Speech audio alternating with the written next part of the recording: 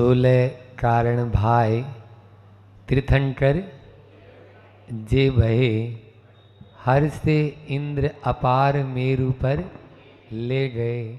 पूजा कर निज धन्य लख्यो बहु चाव सो, हम हूँ 16 कारण भावे भाव सो।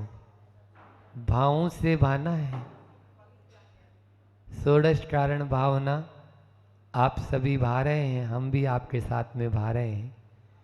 यह है भाद्रपद का महीना जो 16 कारण के लिए प्रसिद्ध है, व्रतों के लिए ही प्रसिद्ध है। खूब व्रत हैं, आगामी आ ही रहे हैं पर्व। राजा आपके पर्वों में भी राजा कहते हैं। तो ऐसे इस 16 कारण भावना को विगत 8 भावना अपन भा लिए।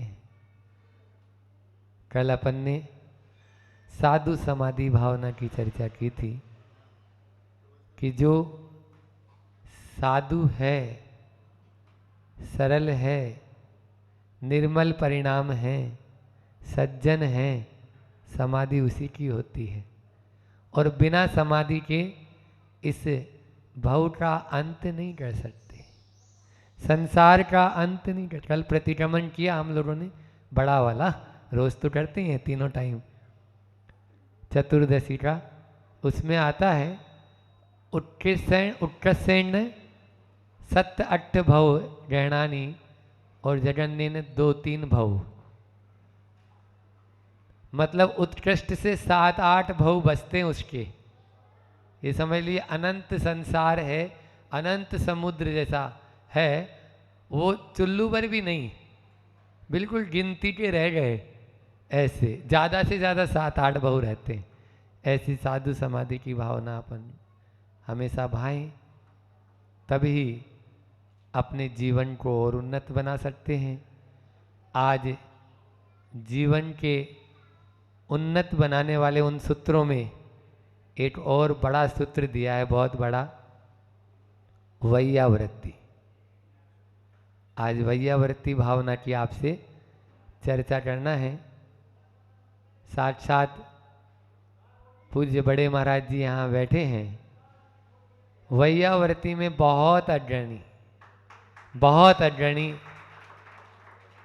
विगत जब से दीक्षा हुई तब से, मतलब हम तो ब्रह्मचारी अवस्था में भी, और ये समझ लीजिए हमारी दीक्षा में भी इनका बहुत बड़ा हाथ है। हाथ इसलिए है कि जब याद आया, अभी याद आया जस्ट, कि हमारा उस समय हाथ ही खराब हो गया था। दीक्षा के 2 दिन पहले हम पहुंचे, 31 तारीख दीक्षा हुई तो 28 को हम पहुंचे थे। तो हम जिस ट्रेन में आए तो ट्रेन में जब सोए तो सोने में हाथ की नस या जो भी गर्दन की नस दब गई, तो ये हाथ उठ ही नहीं रहा है।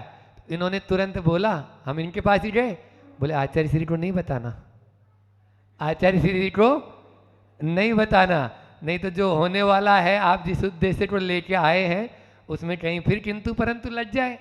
कोई भी अच्छे कार्यों में श्रेयांशी बहु विटना नहीं, अच्छे कार्यों में विटने तो कहीं से भी आ जाए। तब हमें लगा, और इन्होंने 2 ही दिन में हमारा हाथ बिल्कुल ठीक कर दिया। मतलब हमने अपने कैश अपने हाथ से किए, उसी को देख लो आप। तो इस तरह से वैयावृत्ति में आधी रात को भी नियम भी, मान लीजिए ध्यान में बैठे हैं और बैठे हैं तो उसमें, ऐसे आज इस वैयावृत्ति जो साक्षात यहाँ पर वैयावृत्ति की प्रतिमूर्ति बैठे हुए हैं, उन्हीं के चरणों में बैठकर अपन ये भावना भा रहे हैं। तो वैयावृत्ति की बात चल रही है। वैयावृत्ति का मतलब होता है सेवा, शुश्रूषा, उपकार, अनुग्रह, किसी का भी अनुग्रह करना, है ना। और इतना और बता दें कि केवल मात्र हाथ पांव दबाना ही वैयावृत्ति नहीं है। हाँ, अपन किसी की बात को मान के चल रहे हैं, उसकी बात मान रहे हैं, ये भी बहुत बड़ी वैयावृत्ति है। गुरु जी के वचनों की या गुरु की आज्ञा का पालन करना, ये भी बहुत बड़ी वैयावृत्ति है, सबसे बड़ी वैयावृत्ति है। और शारीरिक वैयावृत्ति तो फिर भी होए या नहीं होए, मानसिक वैयावृत्ति पहले जरूरी है। आपको बता दें, आचार्य शांति सागर जी महाराज का एक प्रसंग है कि एक महाराज जी थे, बहुत ज़्यादा अस्वस्थ थे, उनके संग में नहीं अन्यत्र। तो संग में उनको वेदना बहुत ज़्यादा थी, संलेटना कराना चाह रहे थे लोग, संलेटना चली रही थी। अब उनकी स्थिति बिगड़ गई, और बिगड़ गई तो उस समय और कोई बड़े महाराज तो वहाँ थे नहीं, तो उन्होंने पानी मांगना शुरू किया, मुझे पानी दो, मुझे पानी दो। तो बोले महाराज पानी तो आपको अब कैसे देंगे, और उनको बहुत तरह से हर तरह से समझाया, ज्ञानामृत भी पिलाया, उनका स्थितिकरण भी किया। अच्छा मेरी दीक्षा छेद दो, कपड़े पहना दो, फिर तो पानी पी सकता हूँ मैं, इतना बोला। तो बाजू में ही वहाँ से लगभग 100-150 किलोमीटर पे शांति सागर जी थे, उनके पास में समाज तुरंत पहुँची वहाँ की। बोले ऐसी ऐसी बात है। तो बोले कुछ नहीं, आप जाओ वापस, अब मैं तो इतना जल्दी पहुँच भी नहीं पाऊँगा वहाँ पर, और आप लोग तुरंत उनको जाके पहले ये बात बोलो। वो तो रवाना हो ही गए कि शांति सागर जी महाराज जी ने पिछी उठाकर आपको नमोस्तु बोला है। हाँ उन्होंने, और ये जरूर बोलना, पिछी उठा के नमोस्तु कहा है। और बोले पानी की क्या बात करते हैं, अपने अंदर में तो बहुत ज्ञान का अमृत है, तो उसको अपन पिए, और आपको उत्कृष्ट संलेटना करनी है। इस तरह से उनको समझा बुझा के भेजा, और जाके उन्होंने जैसे ही बोला, आचार्य शांति सागर जी महाराज ने पिछी उठाकर आपको नमोस्तु बोला है, इतना बोलना था। और उनके अंदर में विचारों में ऐसा परिवर्तन आया कि कहाँ पर मैं अपने आप को मुनि भी नहीं मान रहा, और दीक्षा छेदने की बात कर, कपड़े पहनने की बात कर रहा हूँ, पानी की एक बार भी उन्होंने बात नहीं की। ये होता है वैयावृत्ति, दूर रहकर भी उन्होंने वैयावृत्ति कर दी उनकी। मानसिक रूप से व्यक्ति जो होता है ना, बहुत ज़्यादा पजल, देहों में तो शारीरिक दुख तो रहते ही नहीं है, वहाँ तो मानसिक ही दुख ज़्यादा है। हाँ और जाना वही है अपन को, तो अभी से तैयारी करें ना उनसे बचने की। भाई आज अपन यहाँ बैठे हैं तो सब व्रती हैं, ये समझ लीजिए व्रती बनने की कगार पे हैं, या सब सम्यक दर्शन तो सम्यक त्वम चे, तो ऊपर ही जाना है, नीचे तो जाना नहीं है। तो जब ऊपर जाना है तो वहाँ मानसिक दुख ज़्यादा मिलेंगे, तो उनसे बचना है, उनसे बचना। शारीरिक तो वहाँ है ही नहीं, कुछ भी नहीं है, खूब सुविधाएं मिलेगी वहाँ तो। इसलिए वैयावर्ती की बात है। एक बार कर्तव्य पथ प्रदर्शन, कर्तव्य पथ प्रदर्शन जो है आचार्य दादा गुरु हमारे ज्ञान सागर जी, उनकी एक छोटी सी पुस्तक है, लेकिन गजब की है वो। उसकी एक एक कहानी, कहानियों की पुस्तक है वो, और बहुत पतली सी है वो, लगभग उसमें 101 कहानियाँ हैं। तो वो कहानियाँ एक से बढ़कर एक कहानी है ज्ञान सागर जी महाराज की उसमें। तो उसकी ये कहानी है कि एक जज साहब थे, और वो जज साहब अपने तैयार होके कोर्ट के लिए जा रहे थे, अदालत के लिए। तो वहाँ पर जाने के रास्ते में उनको दिखा कि एक कुत्ते का बच्चा है, एक नाली में तड़प रहा है, नाली में तड़प रहा है, और वो बाहर आना चाहता है, और वो किसी की मतलब यानी उसमें जीवेशना है कि कोई मुझे आके बचा ले, उसमें कोई दलदल में फंस जाता है। तो उन्होंने तुरंत अपनी गाड़ी रुकवाई, उस कुत्ते को बाहर रख दिया। होता है जब बाहर का टेम्परेचर होता है तो इतनी देर ठंडक में वो रहा, तो तुरंत ही उसने अपने शरीर को हिला दिया, और जैसे ही हिलाया तो सारा का सारा जो कीचड़ था वो जज साहब के कपड़ों के ऊपर लग गया। लेकिन जज साहब घर नहीं गए, क्योंकि समय पर मुझे अदालत में भी पहुंचना है। वहाँ पर पहुँचे तो दशा तो बिल्कुल, सारे के सारे कपड़े बिल्कुल, सब लोग देख रहे कि आज जज साहब को हो क्या गया। लेकिन जज साहब के चेहरे पर जो प्रसन्नता और जो भाव थे आनंद के, वो भाव सबको समझ में आ रहे थे कि आज इनके मन में बड़ी प्रसन्नता है, कोई अलग ही यानी कोई कार्य करके आए। तो सब ने पूछा, पहले तो उन्होंने जवाब दिया नहीं, फिर धीरे से बाद में जब बहुत लोग पूछते ही गए तो बोले आज जो मैं काम करके आ रहा हूँ और जिसकी प्रसन्नता मुझे है, वो एक बहुत बड़ी सेवा करके आ रहा हूँ, ऐसे ऐसे कुत्ते को बचा के आ रहा हूँ। तो सेवा हम दूसरे के लिए नहीं कर रहे हैं, वैयावर्ती हम किसी दूसरे के लिए नहीं कर रहे हैं, अपने आप के लिए कर रहे हैं। और आप देख भी लीजिए, जब वैयावर्ती हम करते हैं, सेवा करते हैं, तो दूसरे की तो पीड़ा दूर होती ही है, हमारी आत्मा भी स्वयं की बहुत प्रसन्न होती है। हम ये देखते हैं कि हमने बहुत बड़ा कोई काम किया है। इसलिए अपन दूसरों के, जैसे आप बचाओ ऐसा शब्द सुनेंगे तो आप इधर उधर देखने लगेंगे, नहीं देखेंगे? बोलो। आप जरूर ये देखेंगे कोई संकट में है और मुझे उसको निकालना है। दूसरे की पीड़ा को दूर करना अच्छा और करना चाहिए, लेकिन हमारे भीतर की आवाज को हम नहीं सुन पा रहे हैं। भगवान महावीर स्वामी कहते हैं कि पहले तुम स्वयं की पीड़ा को भी तो दूर करो। जो अंदर से आवाज आ रही है बचाओ, उसको नहीं सुन पा रहे हैं, जो बाहर से आवाज आ रही है बचाओ, उसको जरूर अपन सुन लेते हैं। तो इसलिए उस आत्मा की, वैयावर्ती की बात चल रही है, तो वैयावर्ती उसकी भी तो करना है। उसकी वैयावर्ती सबसे बड़ी वैयावर्ती है। कई बार बोल चुका हूं, उत्तमा स्वात्म चिंता साथ। पहले अपनी आत्मा की तो अपन देखें, जो स्वयं को बचा सकता है वो ही दूसरे को बचा सकता है। जो स्वयं ही डूब रहा है वो दूसरे को कैसे बचा पाएगा? तो इसलिए वैयावर्ती की यदि ये चर्चा है तो वैयावर्ती तभी कहलाएगी जब हम अपने आप को खुदा मानेंगे, खुदा बनाने की ओर लेके जाएंगे। और खुदा कब बनता है पता है? खुदा कब बनता है? खुद पे लगा दो एक डंडा, बन जाएंगे आप खुदा। खुद पे लगाओ एक डंडा, तभी तो आप बनेंगे खुदा। बोलो। तो इसलिए अपने आप पर डंडा लगाने की जरूरत है। पहले अपने आप पर डंडा लगाने की जरूरत है। किसी शायर ने बहुत अच्छी बात कही है कि अपने दिल में डूब कर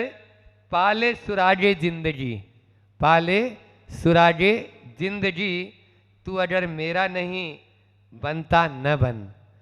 तू अगर मेरा नहीं बनता न बन, खुद का तो बन।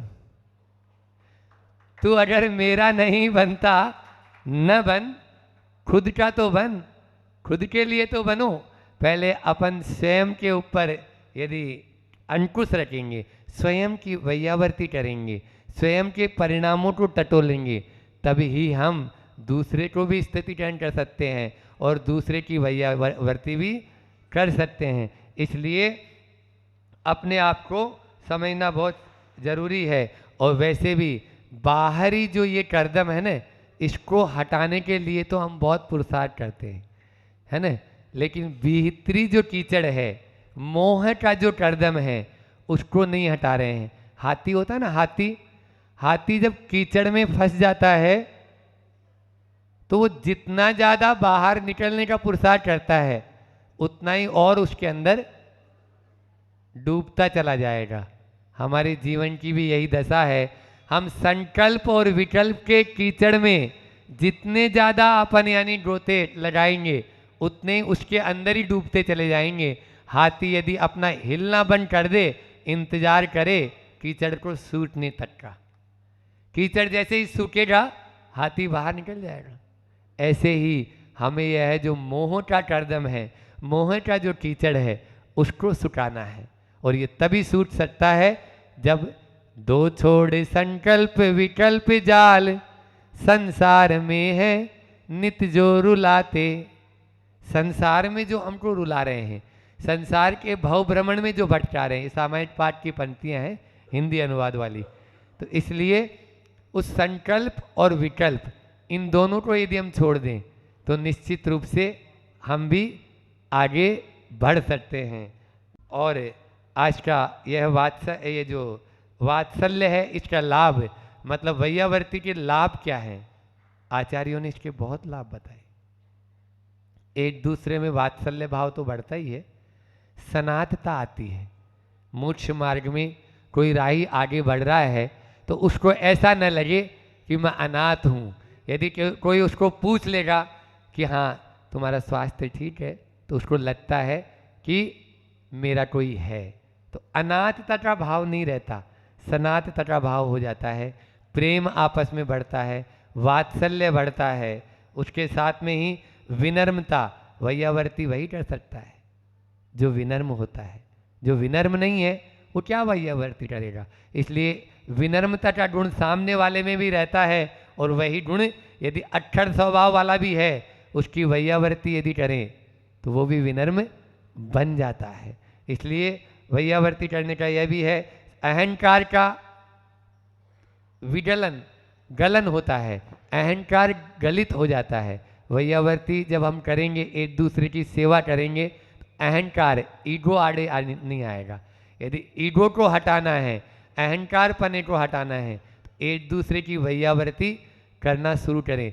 मानसिक वैयावर्ती तो करें ही, एक दूसरे के भावों को समझें, भावों को समझेंगे वो क्या चाह रहा है, उसकी क्या इच्छा है। यदि अपन इतना समझ लेंगे तो निश्चित रूप से मान के चलो एक न एक दिन उसको जुटना ही पड़ेगा। आपको वो उदाहरण सुनाया था ना मैंने कि वो आलू न खाए तो आलू परोस दे उसकी पति पत्नी की। जो ऐसी पत्नी मिली कि उसके स्वभाव जैसी नहीं थी, लेकिन वो कुछ नहीं बोले, केवल मानसिक वैयावर्ती करे, बस उसके अनुसार चले कि नहीं भाई ठीक है इसका स्वभाव है ये, उसको स्वभाव मान लो तो आपको विकल्प ज़्यादा नहीं होगा, है ना। अपन जब स्वभाव मान लेंगे, अब इनका तो स्वभाव ही ऐसा ही है, क्या करें, तो फिर ज़्यादा विकल्प आपके मन में नहीं आएगा। और एक न एक दिन यदि आप जब ज़्यादा संकल्प विकल्प नहीं करेंगे तो सामने वाला परिवर्तन हो ही जाएगा, आपके विचारों के अनुसार हो जाएगा।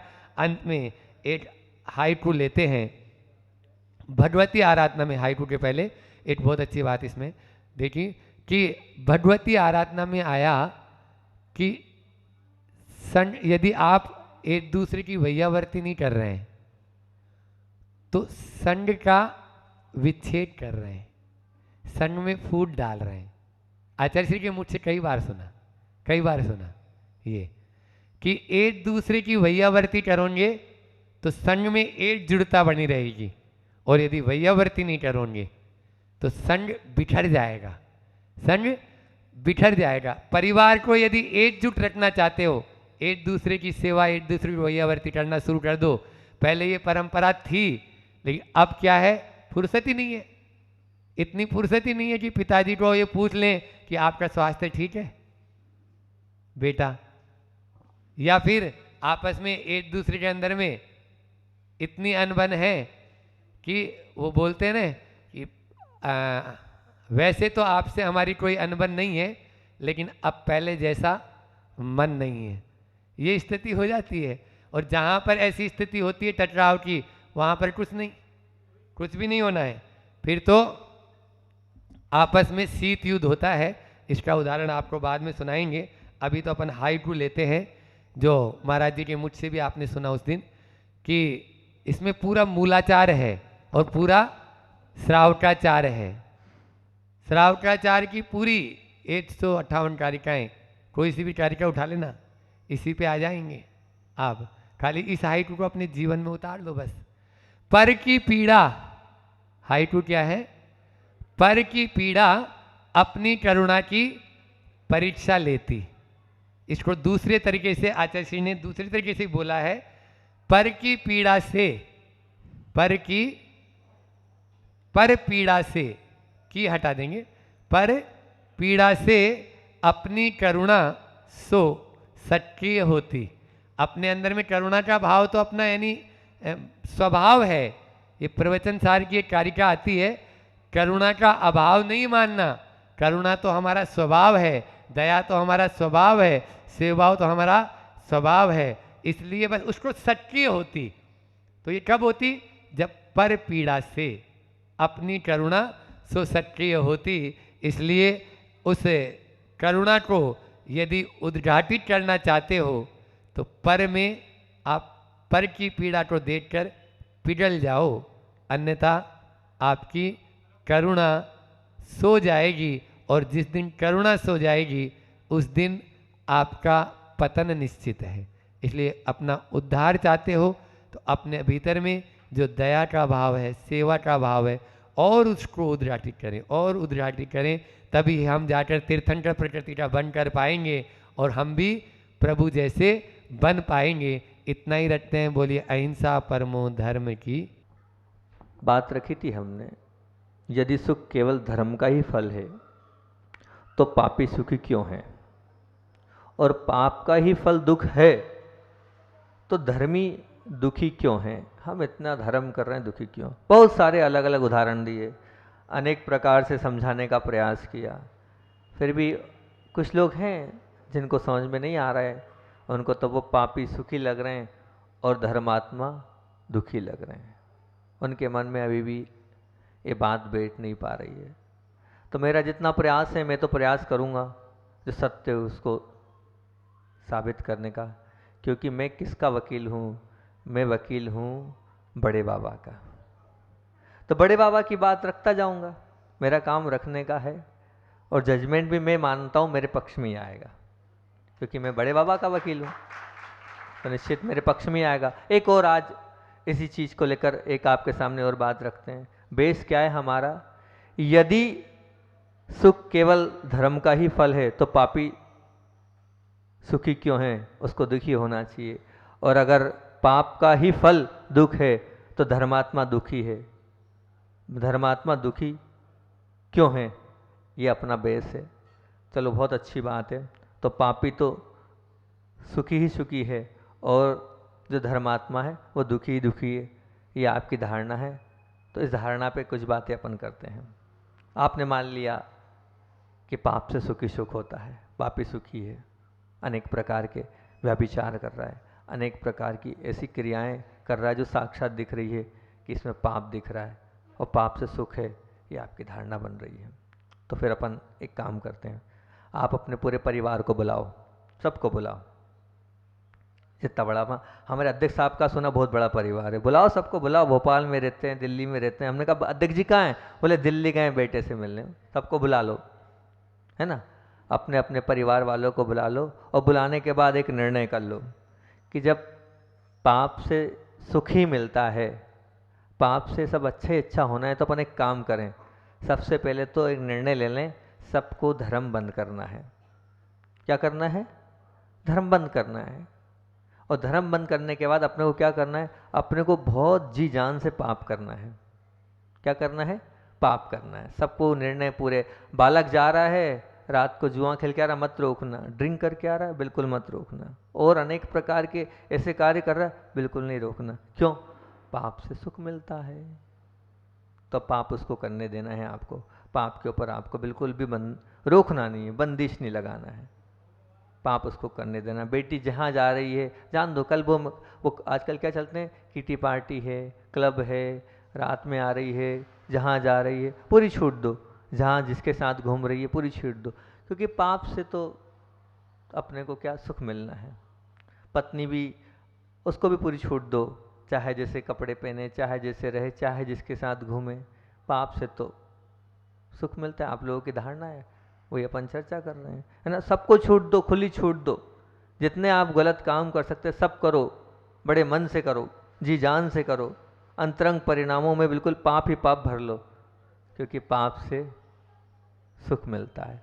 और जो धर्म है ना, बिल्कुल पक्का कर लो कि आज के बाद अपन धर्म के पार पर बिल्कुल कदम नहीं रखेंगे, क्योंकि धर्म करने से दुख होता है। हम देखते हैं धर्मात्मा दुखी हैं, किसी को भी अब धर्म मार्ग पर अब नहीं लगाना, पूरे बेटे को, बच्चों को, बहू को, बड़े भाई को, सबको बुला के बोल दो आज के बाद तपस्या पर पूर्ण विराम, दान से दूर से राम राम। दान देना ही नहीं है अपने को, भी दान अच्छा कार्य है, पुण्य का कार्य है, उस पर राम राम कर दो आप। सर प्रकार की जो मर्यादा का पालन, उससे कोसों दूर हो जाओ आप। नमस्कार हो, हमें कोई मर्यादा का पालन नहीं करना, कोई मर्यादित नहीं रहना, कोई लक्ष्मण रेखा नहीं हमें, क्योंकि अच्छी चीज़ नहीं करना ना, धर्म करने से तो दुख मिलता हैगा, तो वो नहीं करना। जीवन में विनय है, विवेक है, इसकी रवानगी कर दो, किसी की विनय नहीं करना हमें, ना पिता की विनय करना है, ना दादा की विनय करना है, ना माँ की विनय करना, किसी की विनय नहीं, बिल्कुल रवानगी। क्योंकि अब अपने को पाप करना है ना, पाप करने में सब ये विनय, विवेक सब रख दो। विवेक सिर्फ धर्मात्मा के पास होता है विवेक, जो पापी होता है उसके पास विवेक नहीं होता है। तो विवेक को एक तरफ रख दो, बिना विवेकहीन बन जाओ आप, और ऐसे कार्य करो जो बिल्कुल औरंगजेब के जैसे कार्य करो आप। अनेक पाप उसी ने कमाए, बहुत लोगों ने बद्दुआ दिए सिकंदर को, औरंगजेब को। तो ऐसे कार्य करना है अपने को, कंस बनना है अपने को, तो रावण बनना है अपने को, तो दुर्योधन बनना है अपने को। तो वो पापी थे लोग, आप बोलते ना रावण ने पाप किया, तो वो अपन को रावण बनना है, अपने को कंस बनना है, अपने को दुर्योधन बनना है। अपना धन नहीं है, अपनी जमीन नहीं है, अपना हिस्सा नहीं है, लेकिन पाप करने को बोला है ना, तो अब आप दूसरे की जमीन, भाई की जमीन को भी हमें हड़पना है। क्यों? क्योंकि पापी बनना है हमें, दुर्योधन बनना है हमें। हम वो सब करेंगे। प्रेम रवाना कर दो, करुणा, वात्सल्य, क्षमा, हृदय से उसका उठावना कर दो। उठावना मतलब, उठावना उसको बोलते हैं ना, समाप्त हो गया तो आप बैठने जाते हैं, उसको उठावना। तो समाप्त कर दो अपने जीवन में से। ना तो आपके जीवन में प्रेम होना चाहिए, ना आपके जीवन में करुणा होना चाहिए, ना आपके जीवन में क्षमा होना चाहिए। और आपका इन सब से आपके हृदय में क्या होना चाहिए? उठावना हो जाए। हम सब पूरे जी जान अंतरंग परिणामों के साथ खूब बढ़िया तरीके से तैयार हो जाएं, कमर कस के, कि हमें पाप शुरू कर दें हम, और पाप को ही सब कुछ मान लें, और धर्म को अपने जीवन से देश निकाला दे दें। देश निकाला का तात्पर्य बाहर कर दो, अब ये अपनी सीमा में नहीं आ सकता। तो इस प्रकार अपने जीवन में से धर्म को देश निकाला दे दो, बहुत अच्छे से उसको बाहर कर दो। कारण तो यही है कि हमें सुखी होना है, और सुखी वही होता है जो पाप करता है, और दुख वो झेलता है जो धर्मात्मा है। पर ध्यान रखना बंधुओं, ये बात अपने दिमाग में पक्की फिट कर लेना कि कोई पक्का जुआरी भी होगा ना, जो जुआ खेलता होगा और जुए में हमेशा हजारों लाखों जीतता होगा, वो कभी भी, वो जुआरी भी अपने बेटे को कभी भी इस बात का पता नहीं लगने देता कि मैं जुआ खेल रहा हूँ, मैं कभी जुआ खेल रहा हूँ पता नहीं लगने देता है। वो चोरी चोरी सब करता है। कोई व्याभिचारिणी माँ भी होती है ना, वो अपनी बेटी को बचा के रखती है, वो कभी पता नहीं चलने देती है कि ऐसे ऐसे कार्य भी मैं कर रही हूँ बेटा, कभी नहीं करती है। वो बचती है हमेशा, इस बात को लेकर हमेशा चिंतित रहती है कि इसको कुछ पता नहीं चल जाए। 24 घंटे किसी की गाली देने की आदत है, हो जाती है, माहौल है। जैसे ट्रांसपोर्ट एरिया वाले लोग हैं, वो अधिकतर गाली में ही अपने जीवन को व्यतीत करते हैं, उनको उन लोगों के साथ रहना पड़ता हैगा। लेकिन जब वो घर में आते हैं तो बहुत व्यवस्थित बोलते हैं। क्योंकि मैं जहाँ रहता था पूर्व में, तो उस परिवार में जहाँ रहता था वो ट्रांसपोर्ट का काम करते थे, लेकिन वो वहाँ तो ट्रांसपोर्ट पे तो खूब गालियाँ देते थे, लेकिन घर में आते थे तो वो बिल्कुल बहुत सोच सोच के तुला, क्योंकि मानते हैं घर में बच्चे हैं, आज उनके सामने गाली दूंगा तो वो गाली सीखेंगे, कल वो मेरे को गाली देंगे। तो बड़ी जवान को संभाल संभाल कर वो बोलते थे, अपने मुख से गाली उनके मुख से नहीं निकलती थी। जानते हैं ना कि गाली बोलूँगा तो गलत हो जाएगा, गाली देना ठीक नहीं है। आपके यहाँ टीवी का दृश्य ऐसा चलता है तो आप या तो यहाँ वहाँ हो जाते हैं, क्योंकि आपको बड़ा डर लेता है, या टीवी बंद कराते हैं, ये ऐसा प्रोग्राम देखते ही नहीं है। जिन दृश्यों को मैं अपने छोटों के साथ नहीं देख सकता हूँ, जहाँ उन दृश्यों को देखकर ऐसा लगता है कि ये दृश्य एक अच्छा मैसेज नहीं दे रहे हैं, तो या तो आप वो सीरियल नहीं देखते हैं, वो टीवी नहीं देखते हैं, उस प्रकार का कोई प्रोग्राम नहीं देखते हैं, उसको आप अपने जीवन से हटाते हैं। नहीं हटाना चाहिए आपको, क्योंकि अभी तो आपको पाप करना है। झूठ बोलने की आपकी बहुत आदत है, परंतु आप अपने परिवार के सामने, अपने वालों के सामने झूठ नहीं बोलते। और अगर आपका बालक झूठ बोलता है तो 2 चाटा मार देते हैं, बेटा झूठ नहीं बोलना, आप स्वयं झूठ बोलते हैं। तो ये सब क्यों? यदि पाप के मार्ग मर और व्यसन के मार्ग पर मजे ही मजे हैं, आनंद ही आनंद है, सुख ही सुख है, मस्ती ही मस्ती है, तो फिर ये घोर पापी भी, वो जो व्यसनी है, वो भी अपने परिवार को उस मार्ग पर जाने से क्यों रोक रहा है? अगर उसमें सब कुछ अच्छा ही है तो उसको क्यों रोका जा रहा है? नहीं रोके ना, वो क्यों रोकता है उसको? उसको रोकना नहीं चाहिए। अगर सब में सुख है, ध्यान रखना बंधुओं, जिन पापों के लिए आप लगे हो कि पापी सुखी क्यों हो, उन पापों में सिवा दुख के सिवा कुछ नहीं है, आकुलता के सिवा कुछ नहीं है, और तो और अकेलेपन के अलावा कुछ नहीं है, बर्बादी के सिवा कुछ नहीं है। सब कुछ उसमें पाप ही पाप भरा हुआ है। आपकी आंखें देखती जरूर है मान लो, पर आप उस सत्य तक नहीं पहुंच पाते हैं जहां आपको पहुंचना चाहिए। वो आपकी आंख से नहीं दिखता, आपकी आंखों से सिर्फ बाहरी रूप दिखता है, तो आपको लगता है वो पापी सुखी है। पर जैसे मान लो आपने किसी को मोटा ताजा देखा तो आप बड़े प्रसन्न होते हैं कि मेरा मित्र बहुत फूल रहा है, मोटा हो रहा है। पर हम उससे पूछें, पता तो करो वो किस प्रकार से खा पीकर मोटा नहीं हो रहा है, प्रसन्नता से मोटा नहीं हो रहा है। किससे मोटा? उसके शरीर में सूजन हो गई है पूरी, उस सूजन से वो मोटा है। उसको थायराइड जैसी बीमारी हो गई, उससे वो मोटा हो गया। वो मोटापा उसकी तकलीफ में है, वो खाने से मिटा नहीं हो। आप भले दुबले पतले हैं, पर उसे आप देख रहे हो, उसका मोटापा उसके दुख के लिए कारण है। पर आपकी आंखों में तो उसका मोटापा दिख रहा है, उसका कष्ट नहीं दिख रहा है। एक थायराइड बीमारी होती है, या तो आदमी मोटा होता है या पतला होता है। अब वो मोटा हो गया तो आपको उसका मोटापा दिख रहा है, उसके गाल भरे भरे दिख रहे हैं, उसका बिल्कुल चमकता चेहरा दिख रहा है, पीछे का कष्ट आपको नहीं दिख रहा है। क्या उसके पीछे कष्ट है? ऊपरी चीज़ आप देख रहे हैं। मान लीजिए कोई बहुत सुंदर जूता पहना है, वो जूता इतना स्टैंडर्ड है और इतना महंगा है कि मिलना मुश्किल है, विदेश से लाया गया है। आपको वो जूता दिख रहा है कि यार इससे इसकी पर्सनालिटी बहुत सुंदर लिख रही है, इसका व्यक्तित्व निखार में आ रहा है। पर आपको नहीं मालूम कि वो जूता जो पहना है ना, वो चेहरे पे प्रसन्नता नहीं, दुख का है। क्यों? अंदर से जूता काट रहा है, लहूलुहान हो गया पैर। वो कष्ट आपको नहीं दिख रहा है, आपको तो ऊपरी जूता दिख रहा है, उसका चेहरा दिख रहा है, अंदर की वेदना क्या है वो नहीं दिख रही है। वो सबके बीच में कहाँ खोले जूता? पार्टी में है वहाँ कहाँ खोले? अब वो काट रहा है, वो खून को सहन कर रहा है, दर्द को सहन कर रहा है, पर वो कुछ बोल नहीं रहा है। बोलने को कुछ रहा ही नहीं उसके पास, क्या बोले वो? पर आपको तो वो ऊपरी चीज़ दिख रही है।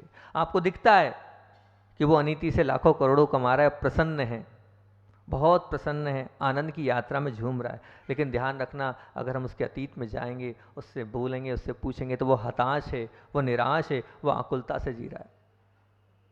उसके अंदर अनुकूलता नहीं है, उसके अंदर प्रतिकूलता ही है, लाखों करोड़ों कमाने के बाद भी।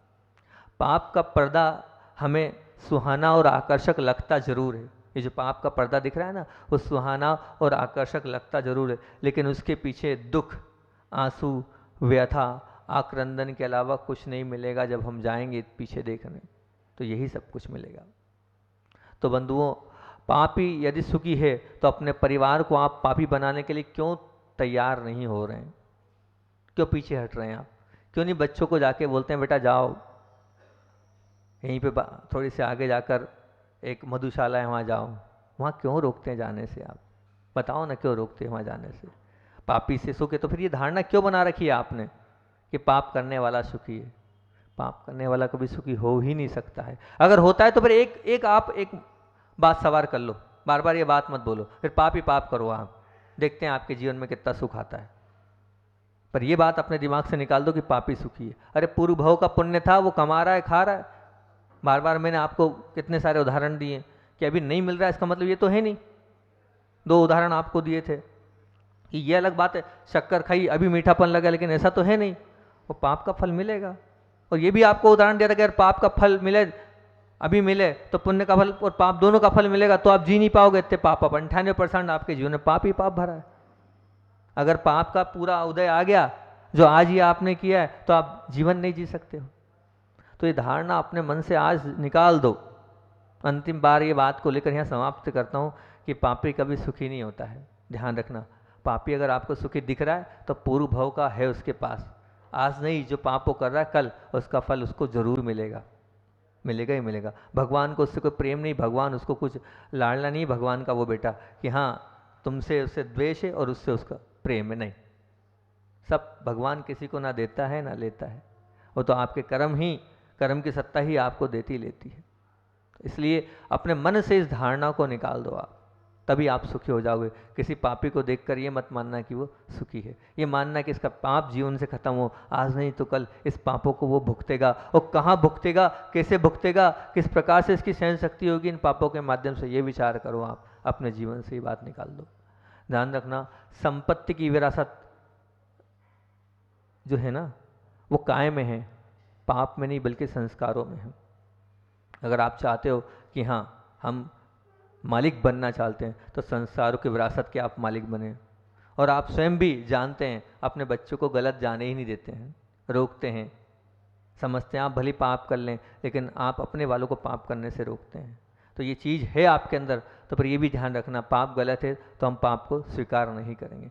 परंतु क्या करें, हमारे मन में ये बात बैठती ही नहीं है कि पापी सुखी क्यों हैं, पर आपको मानना पड़ेगा ये बात, क्योंकि एक मन की बहुत भयंकर विशेषता है कि उसे नीति, नियम और नियंत्रण, इन तीनों में से एक भी चीज़ रास नहीं आती है। ना नीति उसे पसंद है, ना नियम उसे पसंद है, और ना ही उसे नियंत्रण पसंद है। बड़े परेशान हैं आजकल के माता पिता कि बच्चे ना नीति से रहना चाहते हैं, ना नियम से रहना चाहते हैं, और ना ही नियंत्रण से रहना चाहते हैं।